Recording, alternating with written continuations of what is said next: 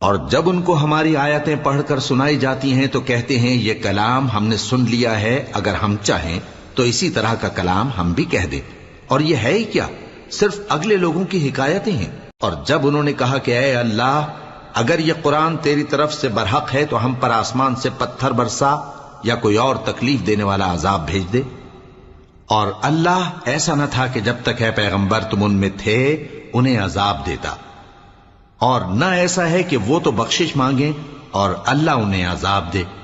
اور اب ان کے لیے کون سی وجہ ہے کہ وہ انہیں عذاب نہ دے، جبکہ وہ مسجد حرام میں نماز پڑھنے سے روکتے ہیں، جبکہ وہ اس مسجد کے متولی بھی نہیں ہیں۔